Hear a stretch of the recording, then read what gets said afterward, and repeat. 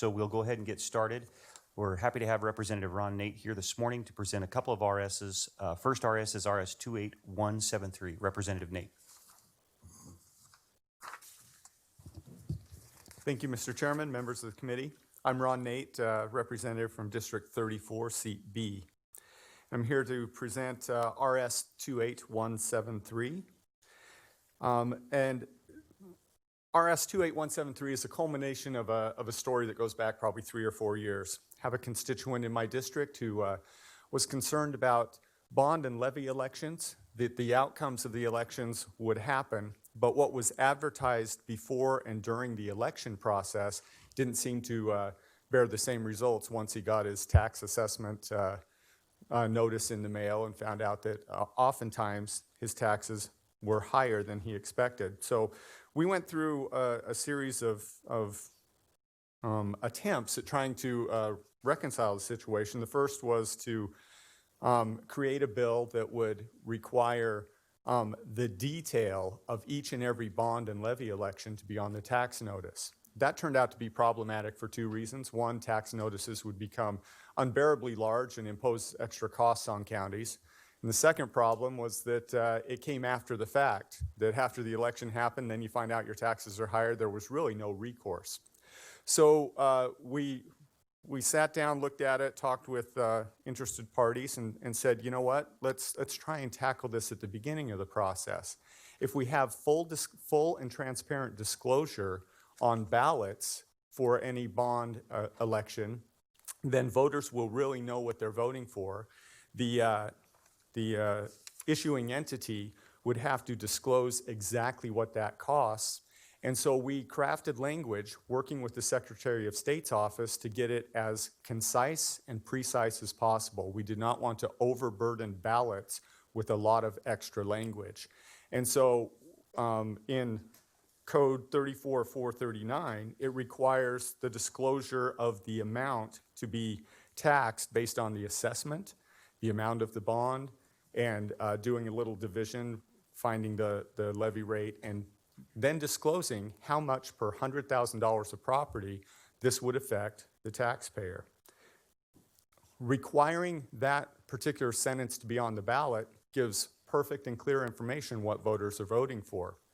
Now, when when the entities want to issue a bond, and I should mention before I go on with that, that subsequent year, now Senator Ricks, but Representative Ricks at the time, had that same language inserted into the levy part of code. And so now that language applies to levies as well as bonds. So when you go and vote on a bond or a levy issue, you can see clearly in one sentence that it says this will affect your taxes by X amount of dollars per $100,000 of assessed value. It is reasonable to expect that that the local jurisdictions who want to issue bonds or levies would want to advertise it in the most favorable way possible to get success with their ballot election. Sorry, my voice is shaking. I'm a little nervous. You know, it's been a while. And so, Representative Nate, with fear and trepidation, you should come before this committee. well, that's good. I appreciate that.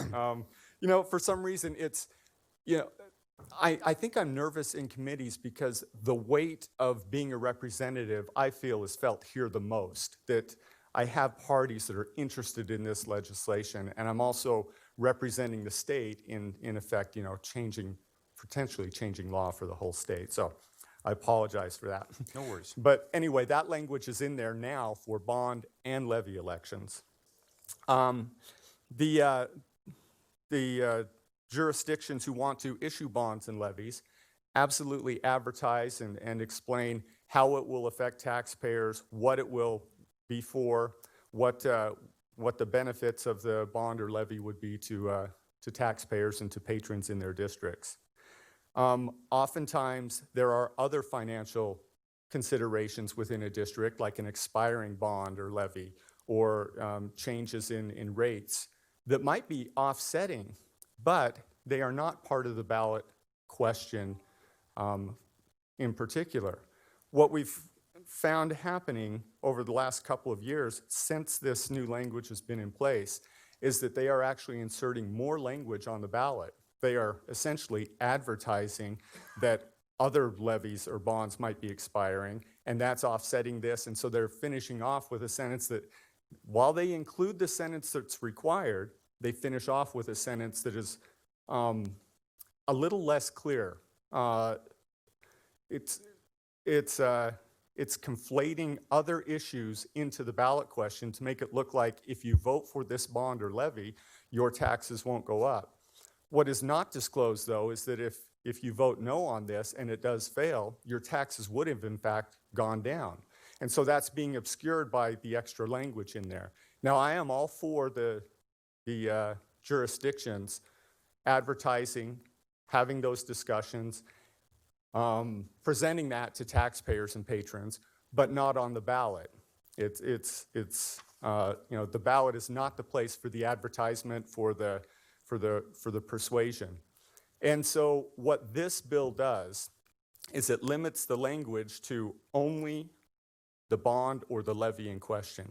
Notice it's handling it in two different sections of code, because there's a bond section of code and there's a levy section in code. So it handles it in both of those places. We believe this will improve the disclosure and the clarity without muddying the waters with other financial issues being discussed on a ballot. And by the way, it has been frustrating the purpose of the Secretary of State, who wants brevity on the ballots, just nice short language that really, that was a sticking point when we originally passed this. Even the sentence we first proposed was a little too long for their liking, and so they had us trim it down.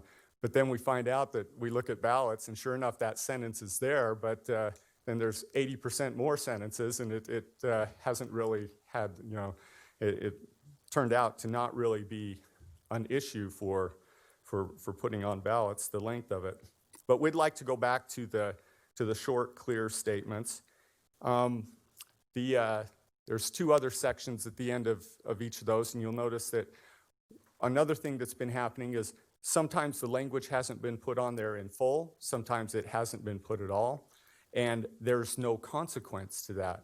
In fact, judges said, yeah, it may have violated this, your ballot question may have violated this, but there's no recourse. So we're adding the recourse, that it is the clerk's responsibility to make sure that the language on ballots is done correctly, and so there would be a fine on the clerk if this part of statute was violated, and also a provision in there that if it was not done correctly, it would nullify the effects of the ballot question of the election, and so they would have to go back to the drawing board to try it again.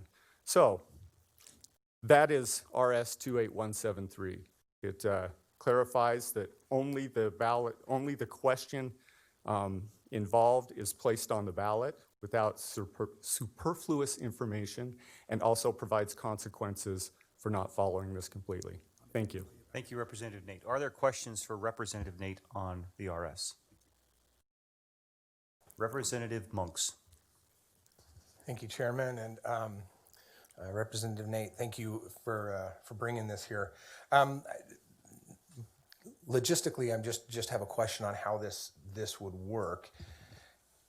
Does your language here, prohibit more than one bond or levy being on the ballot, meaning two separate, completely different bonds, or maybe a separate bond and a separate levy have nothing to do with each other? And your language here where it says no other information on any bond, any levy can be on that ballot. So did we word it a little too strongly to where we can't talk about, there can't be two different completely separate things on one ballot? Representative Nate. Mr. Chairman, Representative Monks, there can be two ballot questions. This is saying that each ballot question must be limited to that particular bond or levy, and no other information for any other bond, levy, previous or even currently being considered. So you can't have one ballot question on a bond and another ballot question on a bond, and then both referring to each other, how this would interplay. Representative Monks, follow-up. Thank you, Chairman and Representative Nate. I understand that. I'm just wondering, language-wise here, it says, further, the ballot shall not include any other information or language regarding any other bond, levy, or matter. So I understand what you're trying to do, and I'm totally fine with that, but did our language here inadvertently prohibit that, in your opinion, I guess? So Representative Monks, I think he's on page, or Representative Nate, I think he's on page got 2, it. starting with line 12. Yes, Chairman, thank you. Mr. Chairman, Representative Monks, that is a great catch. I see that. And so after the furthermore, when it mentions ballot, I understand that we can amend RSs right here in committee. So after the furthermore, when it says ballot, we should change that to the ballot question. Representative Nate and Representative Monks, not to muddy the water here, but also would that not be in play, same page, page 2, on line 47 as well? So in both those places? Mr. Chairman, yes, both those places, because one is about levies, one is about bonds. Okay, so the ballot question is what you'd prefer if we do. Representative Monks, any more questions? I guess a request. Certainly. This is just if this moves forward and if there were, got a hearing and such, Representative Nate, could you bring examples of actual ballot questions that show that there were problems or to help clarify, I just want to see those examples of what's been happening so that we have an example of that. That's all. Mr. Chairman, yes, I have him here, and I plan to bring him at the full hearing. Perfect. Representative Barbieri. Thank you, Mr. Chairman. Representative Nate, I don't know what the nomenclature normally is, but is it your intention to find the person that is the county clerk or the county clerk's office? Representative Nate. Mr. Chairman, Representative Barbieri, it's the way we've worded it is to put a fine on the county clerk. And I don't know how that's interpreted in law. The intent was to find the county clerk's office, but if we need to specify office because it's treated as a person stated this way, then fine, I can research that, absolutely. Thank you, Mr. Chairman. Just a comment. I would just hate for us to suddenly find a court making the determination that the individual, him or herself, has to make that pay. Although maybe that's a better deterrent, but I would just hate for that, if that's not your intention, that we make clear that it's the office. Mr. Chairman, Representative Barbieri, understood. And I also imagine that county clerks are bonded too, and so that's part of the protection for them. Representative Furness. Thank you, Chairman. Representative Nate. I like the idea that we're looking at in full disclosure and on these bonds. My question is, I guess and I'm a rookie still, even though I've been here a little bit, but I haven't seen where we penalized counties monetarily like that. Are there other examples where we have asked counties when they've not complied with legislation that they pay a fine like this? Representative Nate. Mr. Chairman, Mr. Furness, I'm sure there are. I don't know them off the top of my head, but as officials for their jurisdictions, they need to comply by the law. And oftentimes when we put regulations in, if there's no consequence to either neglect or bad actions, then we might expect to see those. So we're just trying to make sure that the county clerks are vigilant in these efforts as well, because the integrity of the ballot, the integrity of the election is very important. Follow up? Certainly. Thank you, Mr. Chairman. Representative Nate, I guess if this moves forward, would like to make sure that finding those clerks is okay, and that we have examples throughout where we find them before. I'm a little bit hesitant to impose such a large fine. I understand the reasoning, and I understand the necessity. I mean, that's how I like to do my kids, right? If they don't know, whack them. But I would really like to see. I'm not sure that this might be the best way to do it. Maybe there would be another way to make sure that they follow the rules. I'd just like to see if we're doing this in other bills, so maybe you could bring that to the hearing. Thank you. Mr. Chairman, Representative Furness, absolutely, I'll bring it to the hearing. And if you have other suggestions how to kind of guarantee compliance, that would be appreciated as well. Any further questions for Representative Nate?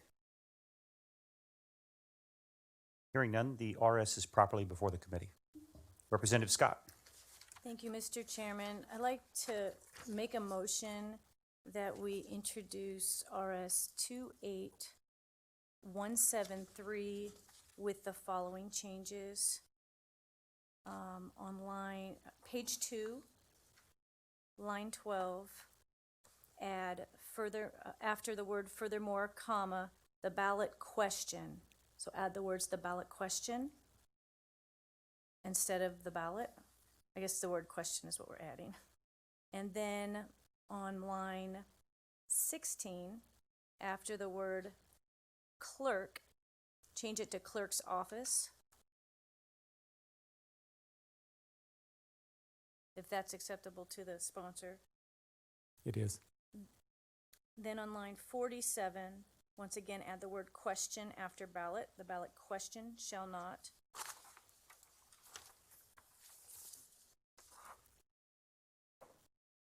And then again on page 3, line 2, apostrophe after clerk, apostrophe S, office.